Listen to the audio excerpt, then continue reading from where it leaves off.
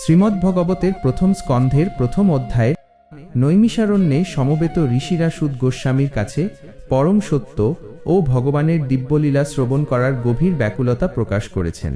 শ্লোকটি হল তন্ন নঃ শ্রদ্ধধানানাং কীর্তয় তীর্থ পদাশ্রয়ম যদস্য প্রিয়কৃত কর্ম ধর্ম সেতু বিবর্ধনম। এই শ্লোকের ভাবার্থ হল যে আমরা আপনার চরণে অত্যন্ত শ্রদ্ধার সঙ্গে শরণাগত হয়েছি। আপনি দয়া করে আমাদের কাছে সেই পবিত্র তীর্থের আশ্রয় পরমেশ্বর ভগবানের সেই সমস্ত মহিমা ও কর্মসমূহ কীর্তন করুন যা তিনি তার ভক্তদের প্রীতি বিধানের জন্য এবং ধর্মের সেতুকে সুদৃঢ় করার জন্য সম্পাদন করেন। এই শ্লোকের তাৎপর্য বিশ্লেষণ করলে দেখা যায় যে আধ্যাত্মিক জ্ঞান লাভের জন্য প্রথম এবং প্রধান শর্ত হল শ্রদ্ধা। শ্রদ্ধা ছাড়া কোনো দিব্য বিষয় হৃদয়ে প্রবেশ করতে পারে না। নৈমিষারণ্যের ঋষিরা ছিলেন অত্যন্ত উন্নত স্তরের আত্মা এবং তারা জানতেন যে এই কলিযুগে মানুষের পরম কল্যাণ কেবল ভগবানের কথা শ্রবণের মাধ্যমেই সম্ভব।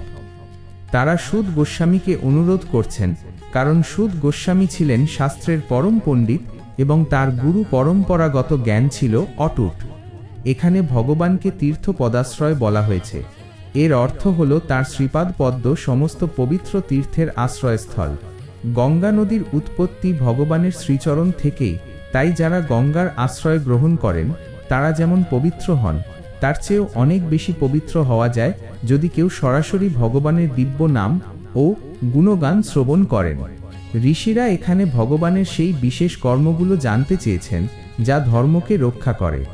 যখনই পৃথিবীতে ধর্মের গ্লানি ঘটে এবং অধর্মের অভ্যুত্থান হয় তখনই ভগবান অবতীর্ণ হন ধর্মের সেতু রক্ষা করার জন্য।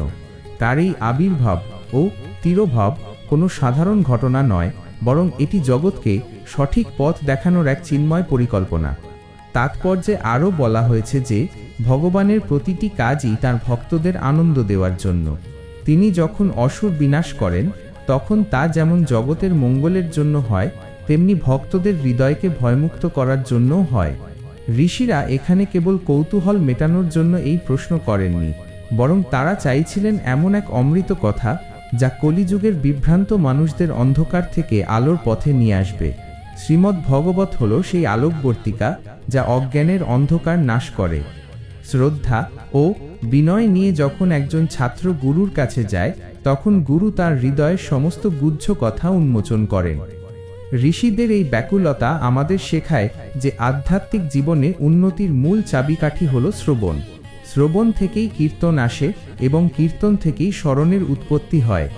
ভগবানের দিব্য লীলাসমূহ কেবল অলৌকিক গল্প নয়, বরং প্রতিটি লীলার পেছনে গভীর দার্শনিক শিক্ষা নিহিত থাকে। এই শ্লোকের মাধ্যমে ঋষিরা আমাদের মনে করিয়ে দেন যে আমরা যদি সত্যিই জীবনের চরম সার্থকতা লাভ করতে চাই তবে আমাদেরও তাঁদের মতো ব্যাকুল হয়ে ভগবানের মহিমা শুনতে হবে। ভগবানের কথা শ্রবণ করলে হৃদয়ের কলুষতা দূর হয় এবং পরম শান্তি লাভ করা সম্ভব হয়।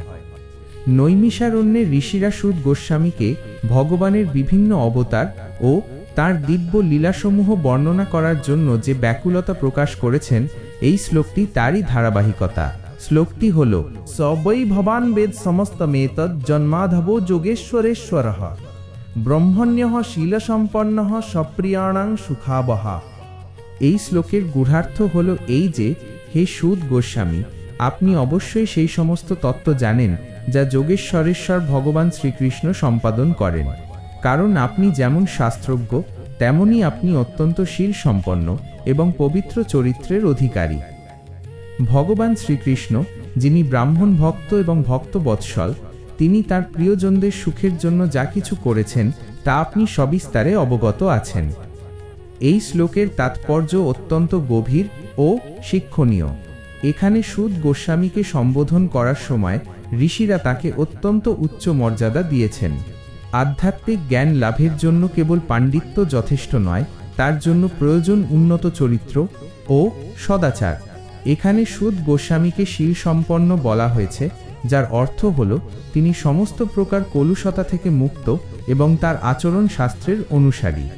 একজন প্রকৃত গুরুর লক্ষণ হল তিনি যা বলেন তা নিজের জীবনেও পালন করেন।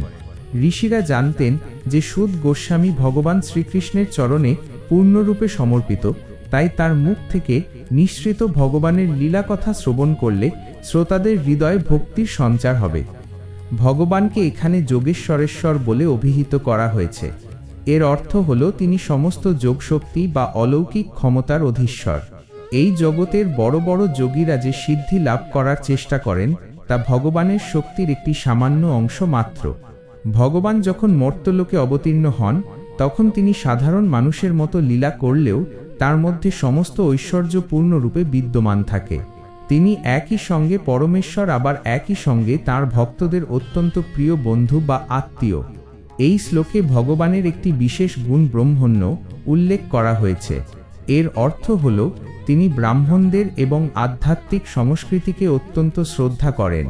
ব্রাহ্মণ বলতে এখানে সেই সমস্ত ব্যক্তিদের বোঝানো হয়েছে যারা সত্য, শৌচ, তপস্যা ও দয়া এই চারটি গুণের অধিকারী এবং যারা সর্বদা ভগবানের চিন্তায় মগ্ন থাকেন।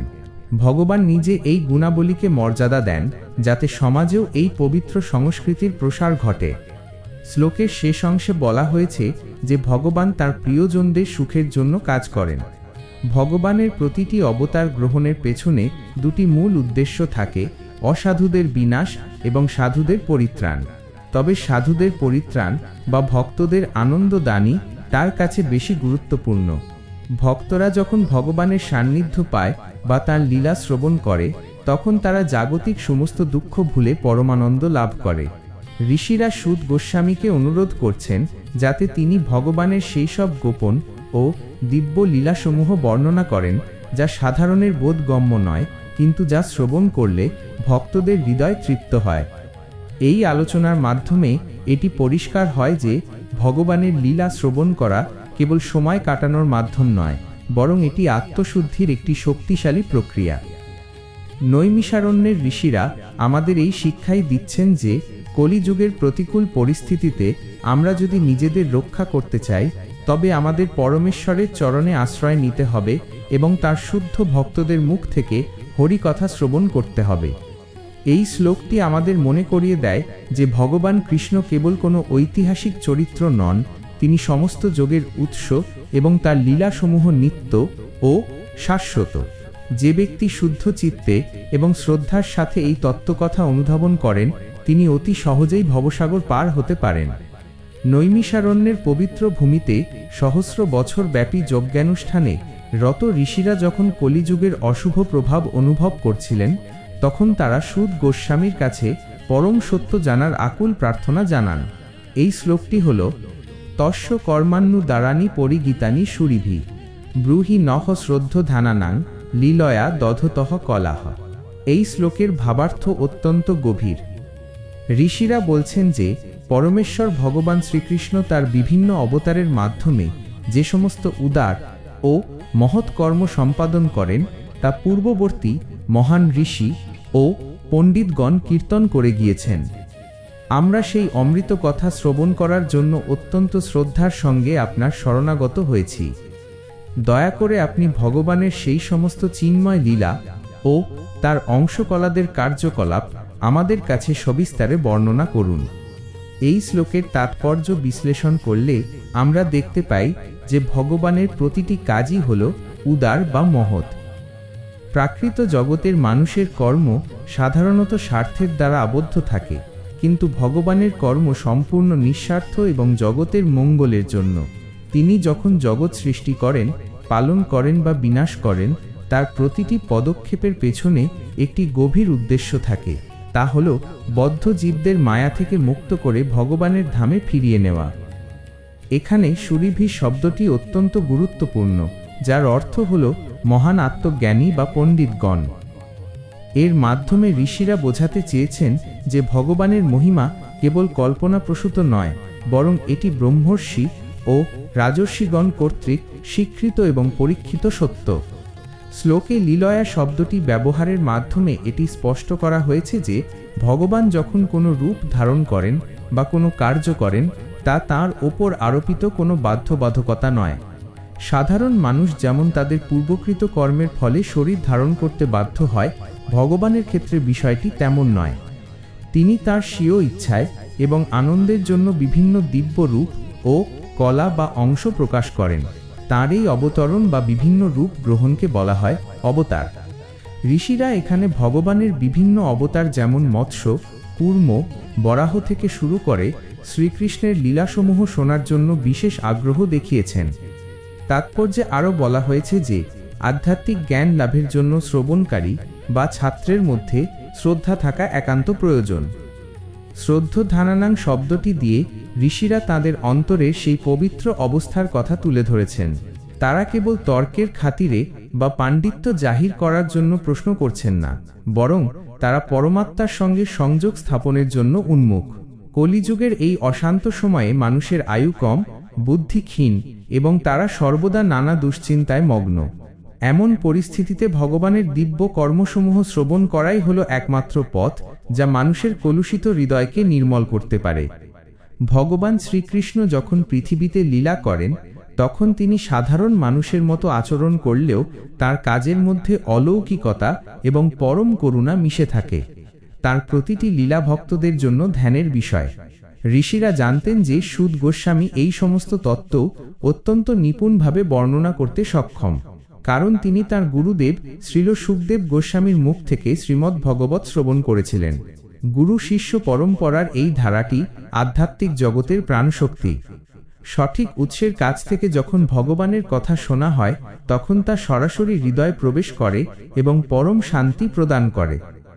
এই শ্লোকটি আমাদের শেখায় যে জীবনের প্রকৃত উদ্দেশ্য কেবল জাগতিক সুখ অর্জন নয়, বরং ভগবানের চিন্ময় স্বরূপ ও তার কার্যাবলীকে অনুধাবন করা।